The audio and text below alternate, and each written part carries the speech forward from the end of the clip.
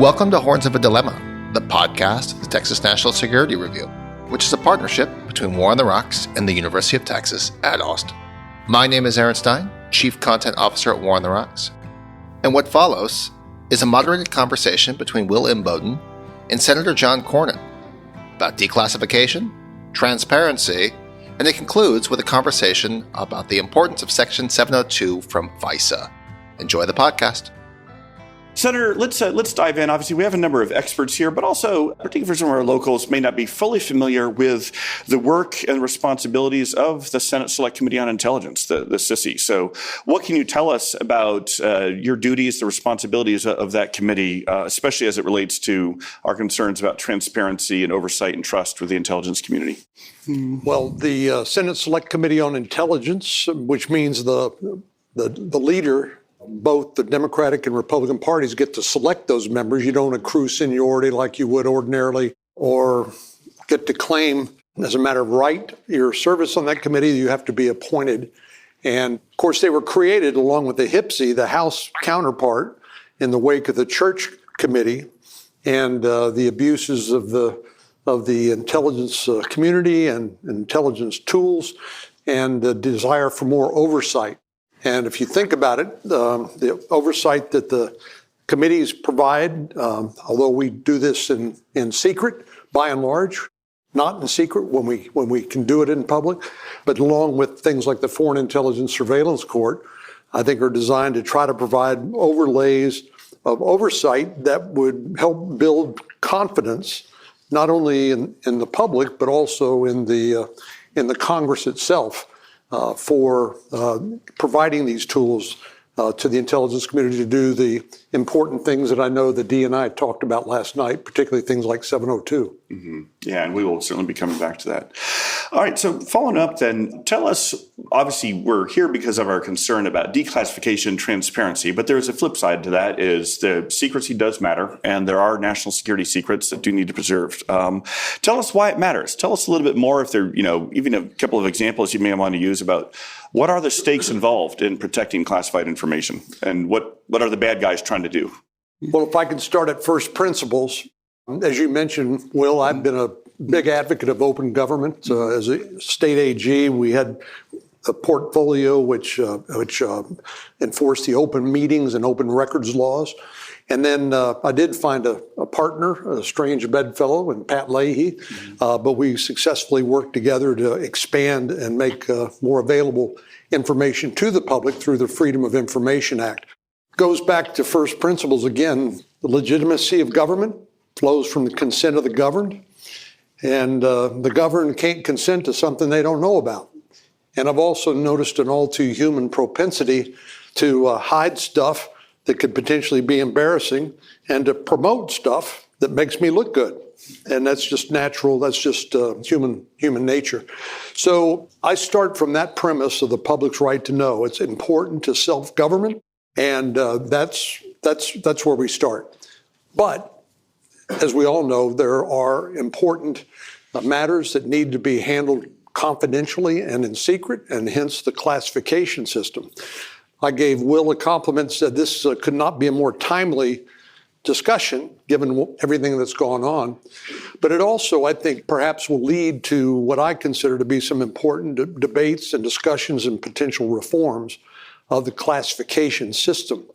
I checked out on the internet, so it must be true, that roughly 4 million Americans have some level of security clearance. 4 million. Hard for me to imagine that things are very secret if 4 million people potentially have access to it. But as we all know, there are different levels of security clearance. And what I've learned being a member of the Senate Select Committee on Intelligence is, frankly, most of it's based on need to know.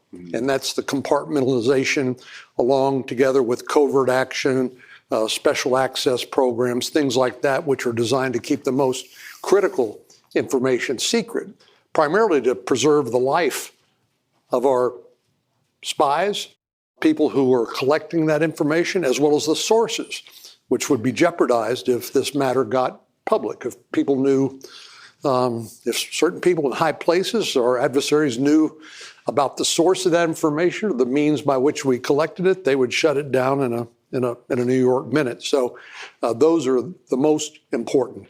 But it is important, I believe, to have, while the intelligence community are, and they will tell you time and time again, and I respect this, they're not policymakers.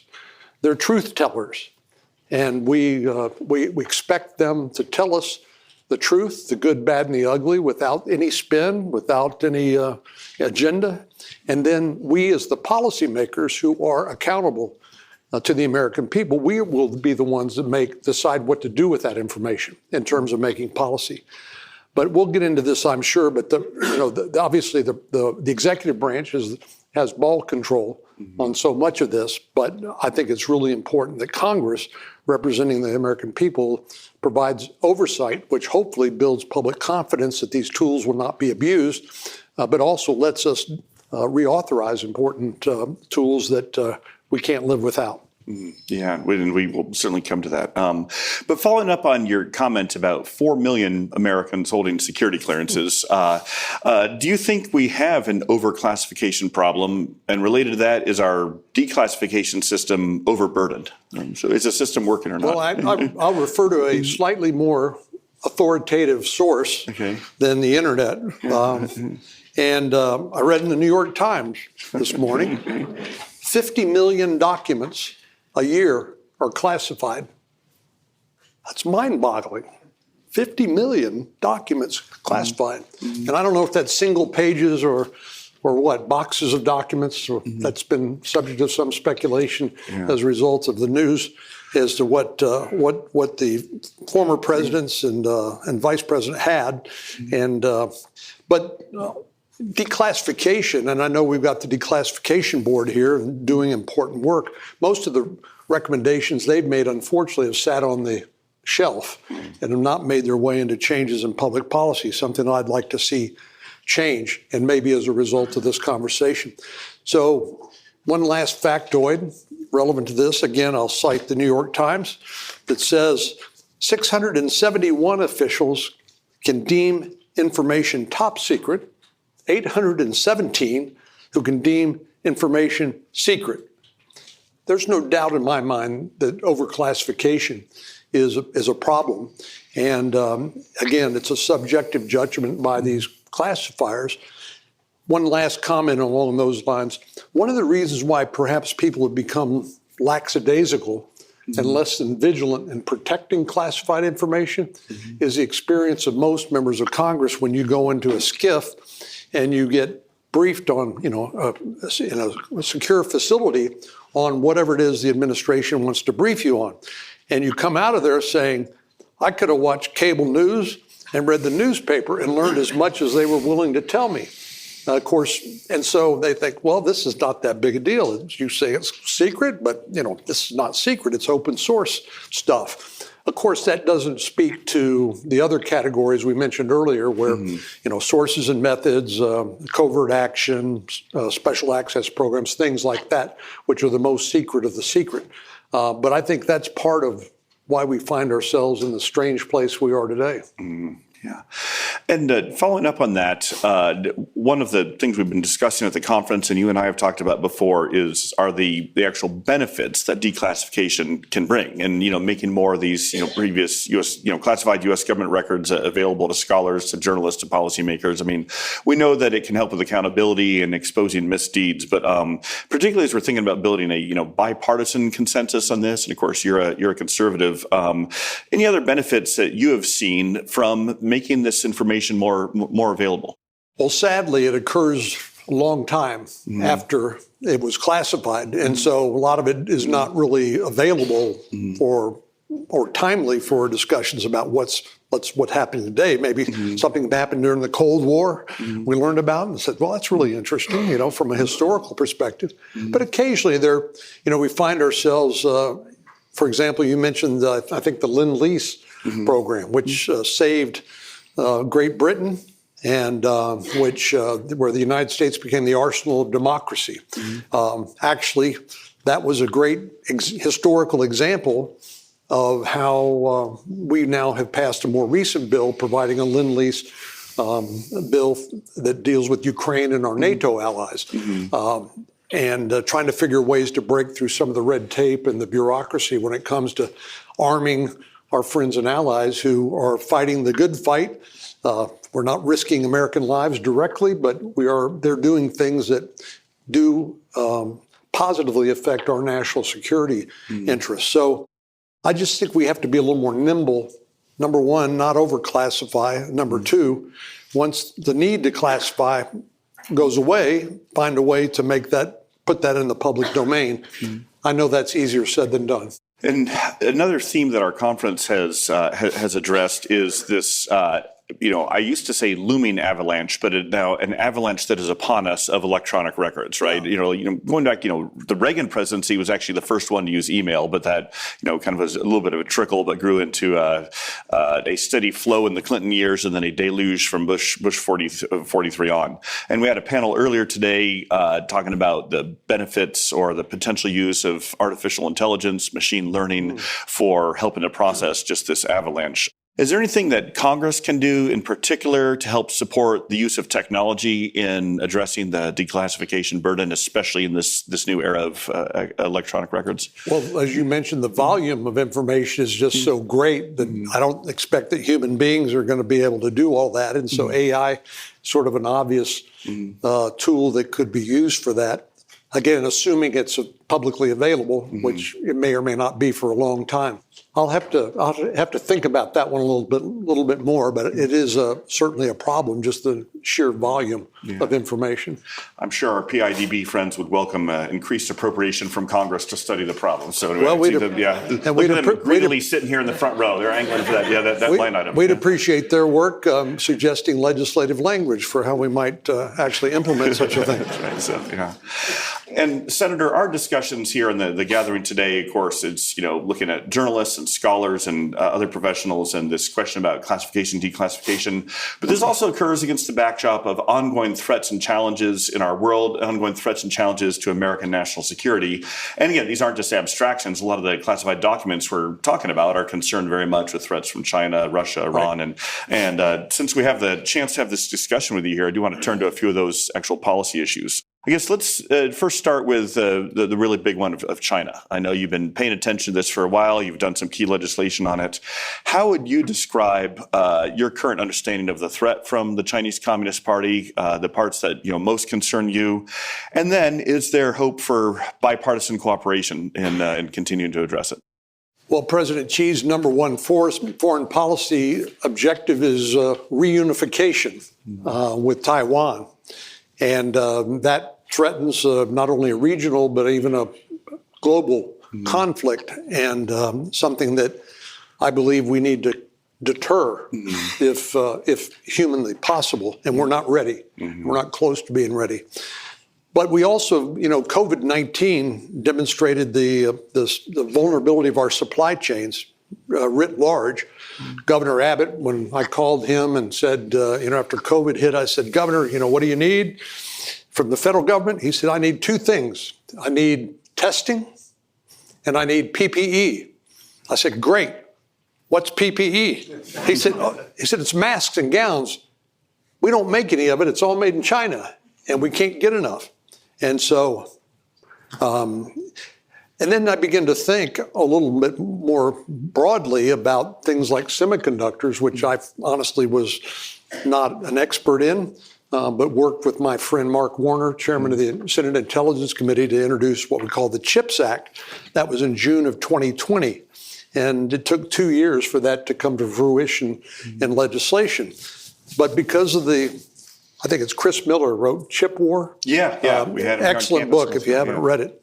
But it sort of chronicles the history of ever since Jack Kilby, at Texas Instruments created the first integrated circuit in 1958, sort of what the role that has played in our economy and now in national security. But one of the biggest concerns that Senator Warner and I had is if because of another pandemic, because of a blockade, because of a natural disaster, if our access to the advanced semiconductors manufactured by Taiwan Semiconductor were cut off, it would be an immediate threat to our economy, and it would be an immediate threat to our national security, given the technology advantage that the United States has over our allies around the world, and the fact that most of our adversaries, China and Russia, use American technology to produce what they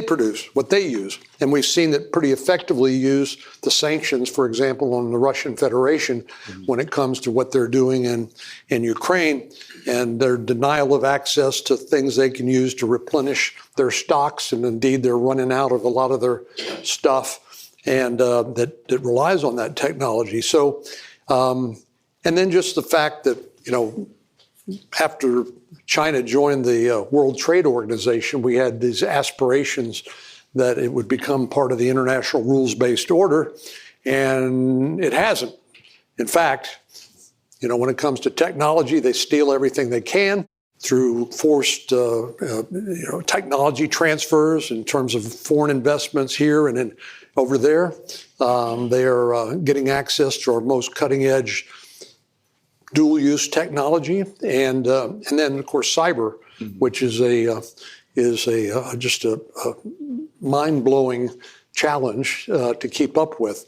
I will say General Nakasone and the people at the National Security Agency are very impressive, but even they are struggling to keep up with the challenges that are faced by cybersecurity threats from whether it's from the PRC, whether it's from North Korea, Iran, or Russia. And I want to follow up on something you mentioned at the start of your comments on China, which is the threat to Taiwan. And I know that you've visited Taiwan. Yeah. Give us your assessment of President Tsai, Taiwan as a country, their capability and willingness to defend themselves. I mean, obviously, we're an important partner there, but they're certainly on the front line. So tell us your assessment of Taiwan's posture here and their view of the threat. Well, I was in Taipei with a group of Senate colleagues, a couple of House colleagues a year ago, November. And we didn't get nearly as much attention as Nancy Pelosi did for some reason. But that was okay. We still got threatened and by the CCP for our going there. They said we were going to start a world war or something. I don't know. It's a lot of bluff and bluster. We have the Taiwan Relations Act. It's not like we're starting from nowhere. But I think under the Taiwan Relations Act, we've committed to providing them the means to defend themselves. And it's an island and much more difficult than Ukraine has been, for example, to rearm and to defend. And so one of the people whose work I admire on this topic is Elbridge Colby, who you know, who wrote a book called Strategy of Denial. His thesis is we're not ready to fight a two-front battle, one in Ukraine and then one in Asia. And again, you being a Reagan expert, I think we all are hope and pray that the Reagan doctrine prevails, peace through strength and deterrence actually works. But the only thing I think really helping us now as regards Taiwan is I don't think President Xi thinks they're ready yet. But we learned the hard way that one man can make a decision to go like tomorrow. President Putin in Ukraine, President Xi could do the same thing. I'm also hoping and praying that President Xi is learning what President Putin has learned the hard way, which is how the democracies around the world will come together and support countries like Ukraine that have been invaded by the Russian Federation. And indeed, I'm hope he's worried a lot about what Friends of Taiwan will do out of a sense of national security, but also a sense of economic security. I guess, because Taiwan Semiconductor has this great business model because they can build a fab, a manufacturing facility, about 30% less than it takes in the United States. So Morris Chang, who used to be at Texas Instruments, decided, I'm going to build this fab in Taiwan and and then we will not design any semiconductors. We'll just manufacture those made by other designers. Great business model, but it's a huge vulnerability. And so if that were disrupted, that would have huge, huge consequences in addition to all the others you can imagine. Yeah. And then you've mentioned Ukraine, and we're going to come to that. But one more question related to Asia. Another country that you've shown a lot of leadership on, even with the the India caucus in the U.S. Senate, of course, is India and U.S.-India relations. And what role do you see India playing as a partner of the U.S., especially as we're trying to address the challenge from China, but also U.S.-India relations in its own right? Well, a little known factoid is that Hillary Clinton and I started the U.S. India caucus in the Senate. And then Chris Dodd became my partner, and then now Mark Warner. In Texas, we have about 500,000 Indian Americans, and usually some of the most successful people in our communities. The great thing about India is it's a democracy. It's the world's largest democracy. And we have those shared values that go along with that. The problem is they become very dependent on the Russians, for example, particularly on their weapons systems, which caused them to abstain from the UN resolution condemning the Russian invasion of Ukraine, something that was a profound disappointment. Senator Warner and I did talk to the ambassador about that and let him know for what it was worth. And but again, on that trip I took with some of my colleagues a year ago last November, we actually ended up in Delhi talking to Prime Minister Modi. And that relationship is very important. Talking to one of the foreign ministers, I happened to mention at lunch, I said, well, one of the things we're concerned about is a Taiwan problem. And he said, we don't have a Taiwan problem, we have a China problem, which I found somewhat encouraging. And of course, they're having these border conflicts with China out in a forsaken part of real estate, but one they both feel very strongly about, and both have lost lives, but are committed to fight. So I think China, it just is a no-brainer for us to continue to try to develop our relationship with India. I was reassured when the Quad was created, but I also found out when Senator Warner, Senator King, and I, again, all three of us on the Intel Committee were in Australia and New Zealand, that we shouldn't overestimate the willingness of some of our allies to come join us in the fight when the shooting starts, if it starts. Again, my hope and prayer is that it never starts, that deterrence works. But we're not ready yet, and Taiwan's not ready yet, but we better get ready. Yeah. So, well, and speaking of where the shooting has started, we've alluded to this a couple times, but we're coming up on the 1-year anniversary of Russia's invasion of Ukraine. Again, as I mentioned earlier, you've been a leader, a stalwart in the Senate in providing economic and military assistance to the Ukrainian forces. Few questions in this. Director Haynes, in her comments last night, mentioned America's intelligence support for Ukraine. What role, from where you sit, has American intelligence sharing played in Ukraine's, viability and battlefield successes thus far? Well, since she mentioned it, I won't worry about divulging anything I shouldn't divulge here. Yeah. But that was my little cue. That's right. So, yeah. Yes, one of the reasons Ukraine has been so effective on identifying targets, Russian targets in Ukraine, has been because of American intelligence sharing, something they didn't have the indigenous capability to do, and which I think has been, if not a game changer, certainly very significant. Declassification. So, we've talked about declassification writ large, but that's an example of where it could have meaningful and direct impact on success or failure on the battlefield. Following up on Ukraine, then, what is your assessment of the current state of the conflict? That we're coming one year in, and then obviously no one can predict the future. But what are you going to be looking for over the next several months as far as indicators of which direction it might go? Well, this has been a disaster for Putin and the Russian Federation. But having said that, Putin's not going to give up. And I think he's going to continue to try to grind the Ukrainians and to grind the coalition of democracies that are supporting Ukraine. the United States is famous for its fatigue after a while when it comes to supporting these conflicts. And obviously the concern is that there will be and you've already heard some of the voices in Congress saying, why should we spend money on this when we can spend money in the United States on X, Y, and Z? I believe this is money well spent. We're not losing any American lives in this conflict, and the Ukrainians are degrading the ability of the Russians to do what they're doing. Although, again, I don't underestimate Putin's willingness to sacrifice his own people and their economy and their future in pursuit of his ideological goal of restoring the Russian Empire. But it's, and I worry that, some voices here in America say, well, we want to force the Ukrainians to negotiate a deal. But I think we all know in our heart of hearts that if Zelensky were to cut a deal with the Russians today, then the next year or so would be used to replenish and restock Russian munitions and weapons so they could then continue their aggression against their neighbors in Europe.